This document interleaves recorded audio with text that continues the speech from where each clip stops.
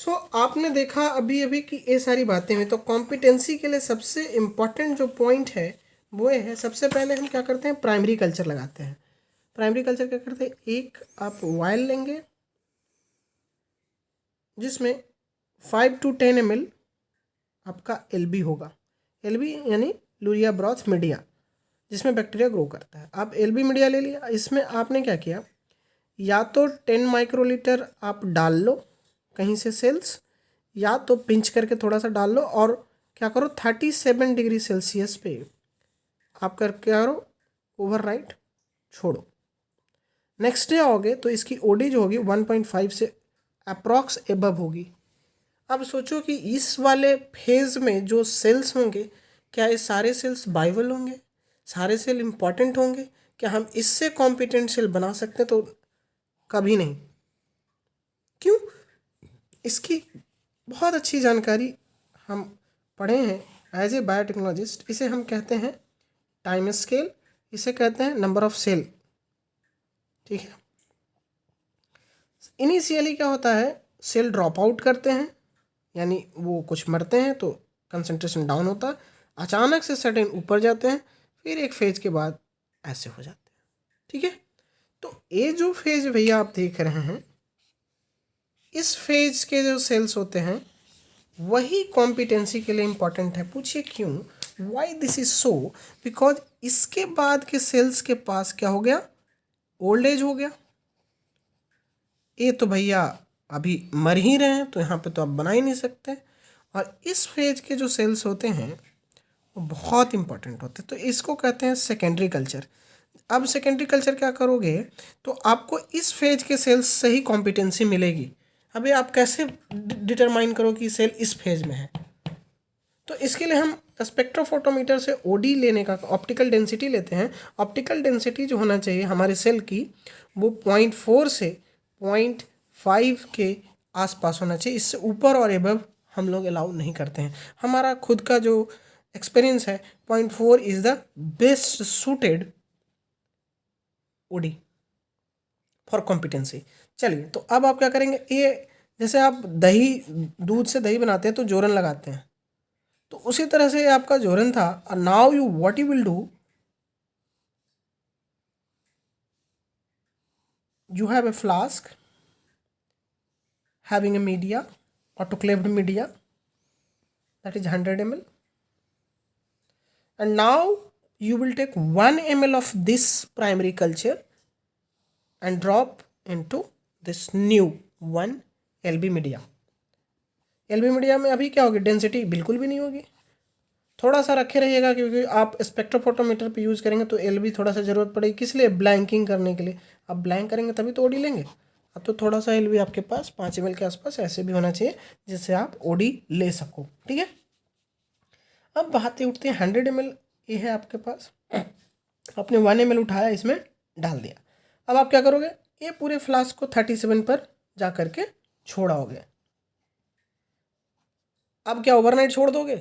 नहीं। Now you have to continuous monitor your flask, और इसकी डेंसिटी आपको देखते रहनी है, और बार बार स्पेक्ट्रोफोटोमीटर पे जाना है और ओडी चेक करना है। जैसे ही ओडी 0.3 आया, you have to wait for 10 minutes, not more than 10 minutes. If you will wait more than 10 minutes, it will cross and OD will goes more than 0.6, और जब 0.6 के ऊपर चला गया आपकी कॉम्पिटेंसी, तो सबसे खत्म होगा और आपकी कॉम्पिटेंसी बर्बाद हो जाएगी। So competent cell must be evaluated through spectrophotometer again and again, so that your OD lies between this phase. So log phase of the cell is going to give rise a very good competent cell. Now अब जब ये OD आ गया, अब आप क्या करोगे, SS34 tubes होती हैं, इस तरह की ट्यूब्स होती हैं वाइट कलर की, जिसके ऊपर एक कैप लगा हुआ होता है। वाइट कैप्स ऐसे आते हैं, इस तरह के जो होते हैं, इन्हें ओकरेज ट्यूब भी कहा जाता है। ठीक है। तो इस तरह के होते हैं। ठीक है।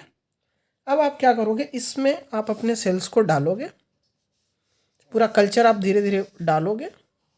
डालने के बाद इसे आप सेंट्रीफ्यूज करोगे, that should be very less, not more than इतना जी और 6000 जी।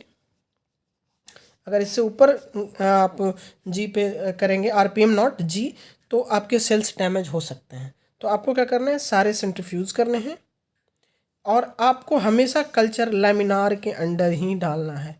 लैमिनार एयर फ्लो पे ही सारा काम करना है। बाहर सारी चीज़ों को जितना कम से कम आप एक्सपोज करेंगे उतनी अच्छी कॉम्पिटेंसी आपके सेल्स की बनेगी। ठीक है, तो ये सारा बहुत इंपॉर्टेंट पॉइंट है जो हमें मेंशन रखना है दिमाग में।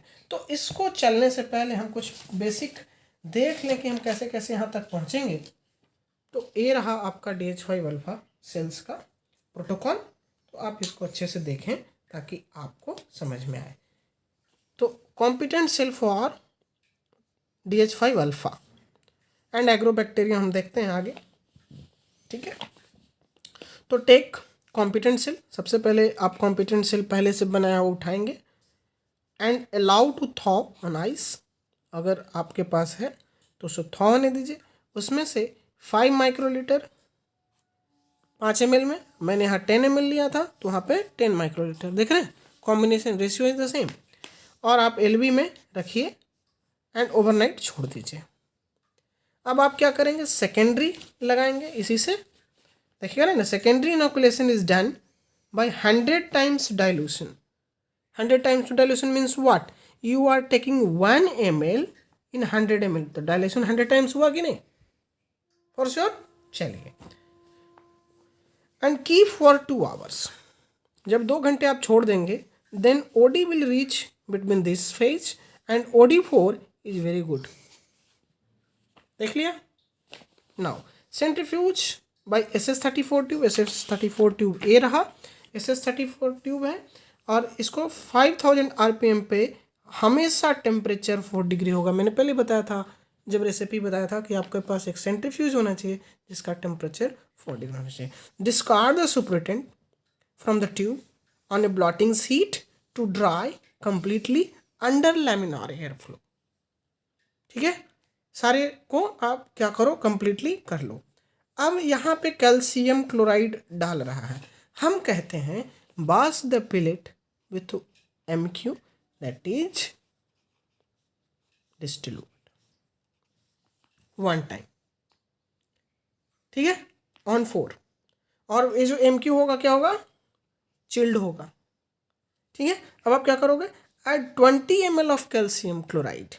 सबसे पहले आप क्या कर रहे हैं, 20 ml उठा रहे हैं calcium chloride 0.1 ml to the tube and resuspend the pellet gently by tapping. अब क्या SS34 ट्यूब लो और ऐसे ऐसे करने लगो। If you will do vigorously then cell will die. सबसे पहले सोचो कैल्शियम क्लोराइड, कैल्शियम क्लोराइड की जब ये सेल है बैक्टीरियल सेल, पता है ये जो क्रिस्टल्स होते हैं, ये बहुत स्पाइकी नेचर होते हैं, सेल्स को बहुत ज़्यादा इंटेंस बार करते हैं। सो सेल्स ज़्यादा बहुत तेज़ी से टैप करेंगे, बहुत तेज़ी से करेंगे तो सेल्स क्या हो जाएगा, रप्चर कर जाएगा। तो आप कॉम्पिटेंट सेल क्या बनाएंगे, आपका सेल ही मर जाएगा।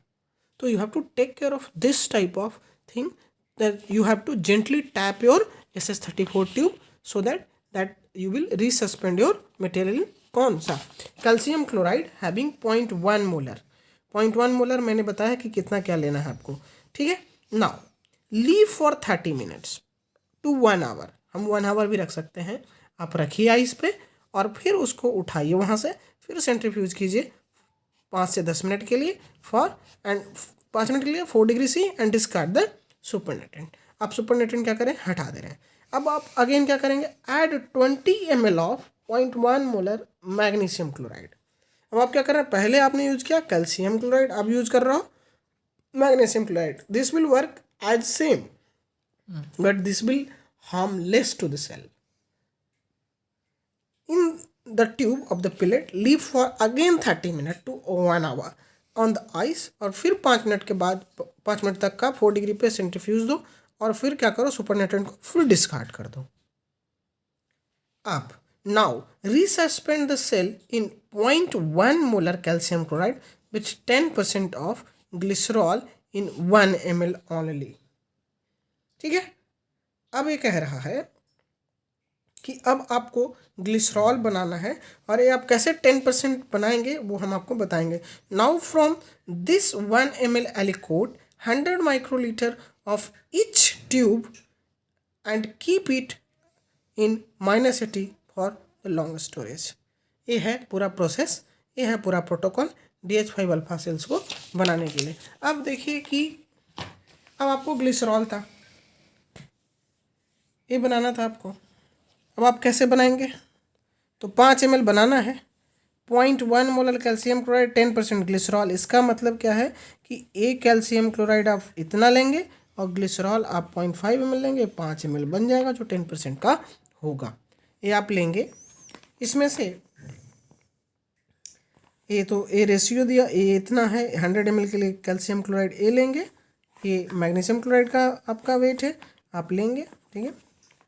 आप फिर करेंगे और इसको फिर एलिकोट करेंगे। एलिकोट करने का मतलब क्या है, 1.8 ml ए लेंगे और 200 माइक्रोलीटर इच ट्यूब में आप ग्लिसरॉल मिलाएंगे और फिर वहाँ से फिर एलिकोटिंग करेंगे, और एलिकोट करके छोटे छोटे MCT ट्यूब में आप थोड़ा थोड़ा क्या करेंगे, कॉम सेल को रख लेंगे।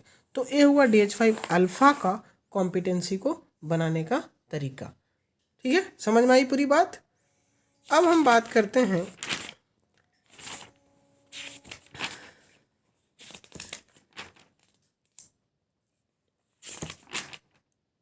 एग्रोबैक्टीरियम